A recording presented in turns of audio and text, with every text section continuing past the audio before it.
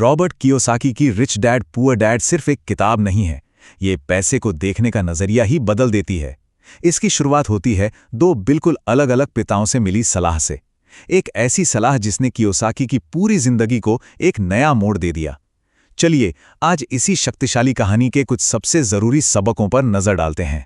तो कहानी शुरू कहां से होती है? यहीं से। एक तरफ थे पुअर डैड, जिनका मानना था कि पैसे से प्यार करना ही सारी मुसीबतों की जड़ है, और दूसरी तरफ थे रिच डैड, जो कहते थे कि नहीं, पैसे की कमी सारी मुसीबतों की जड़ है। सोचिए कितना बड़ा विरोधाभास है। और इसी ने एक नौजवान कियोसाकी को एकदम से सोचने पर मजबूर कर दिया कि आखिर सही कौन है। तो कहानी में ये दो डैड हैं कौन? देखिए, एक तरफ हैं उनके खुद के पिता, बहुत पढ़े लिखे, पीएचडी, लेकिन पैसों के मामले में हमेशा परेशान रहते थे, जिन्हें वो पुअर डैड कहते हैं। और दूसरी तरफ उनके सबसे अच्छे दोस्त के पिता, जो स्कूल ड्रॉप आउट थे लेकिन एक सफल बिजनेसमैन। ये थे उनके रिच डैड।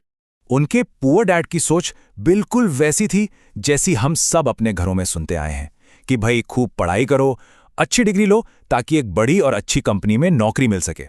बस एक सुरक्षित रास्ता है ना, जो ज्यादातर लोग अपनाते हैं। लेकिन रिच डैड की सलाह वो बिल्कुल अलग थी। वो कहते थे खूब पढ़ाई करो, लेकिन नौकरी करने के लिए नहीं, बल्कि एक अच्छी कंपनी खरीदने के लिए। किसी कंपनी में काम करने का नहीं, बल्कि कंपनी का मालिक बनने का सोचो। ये सोच में एक बहुत बड़ा, एक क्रांतिकारी बदलाव था। और जानते हैं, सिर्फ 9 साल की उम्र में रॉबर्ट कियोसाकी ने एक फैसला लिया। उन्होंने उस रास्ते पर चलने का फैसला किया जिस पर ज्यादातर लोग नहीं चलते। उन्होंने तय किया कि वो पैसे के सबक अपने रिच डैड से सीखेंगे, और बस इसी एक फैसले ने उनकी पूरी जिंदगी का रुख मोड़ दिया। तो रिच डैड का पहला प्रैक्टिकल लेसन क्या था?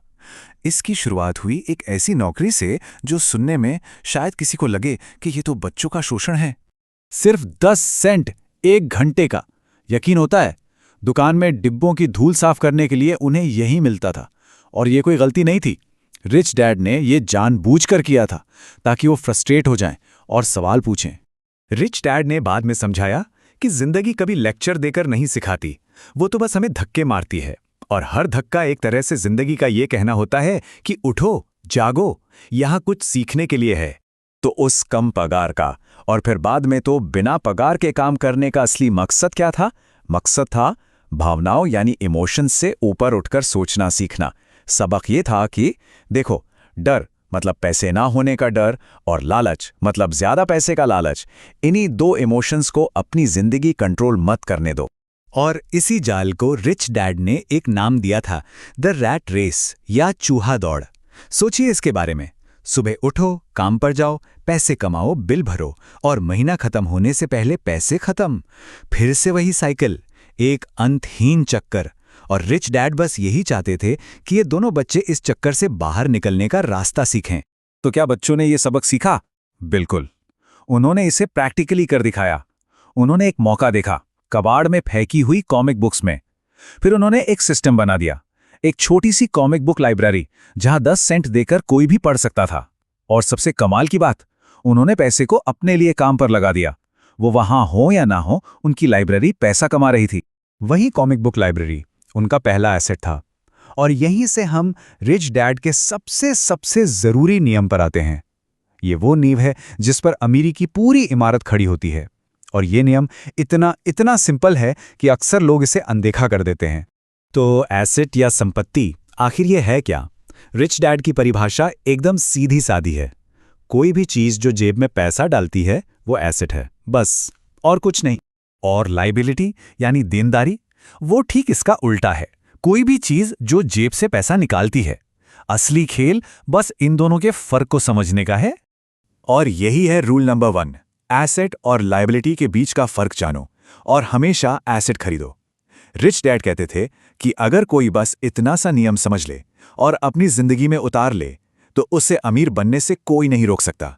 अब जरा इस कैश फ्लो के पैटर्न को समझते हैं। यही असली गेम है।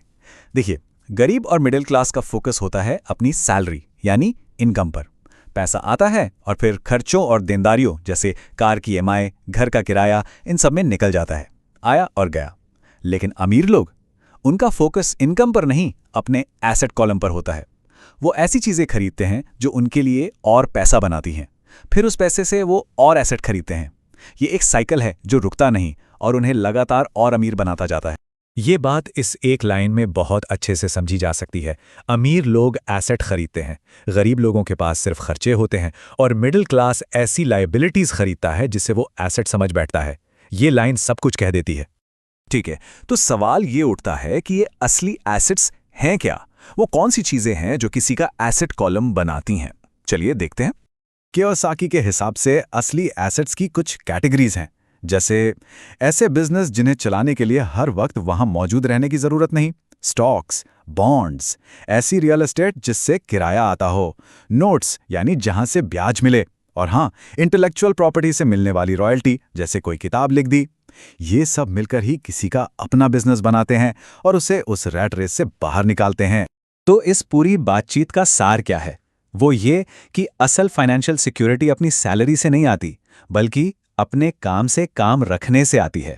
और इसका मतलब ये नहीं कि नौकरी छोड़ दो, इसका मतलब है अपनी नौकरी करते रहो, लेकिन अपना मेन फोकस रखो अपने एसेट कॉलम को बड़ा करने पर। और आखिर में ये एक सवाल है जो हम सबको खुद से पूछना चाहिए, क्या हम पैसे के लिए काम कर रहे हैं या हमारा पैसा हमारे लिए काम कर रहा है? क्योंकि इसी एक सवाल का जवाब किसी के भी आर्थिक भविष्य का पूरा नक्शा तय कर देता है।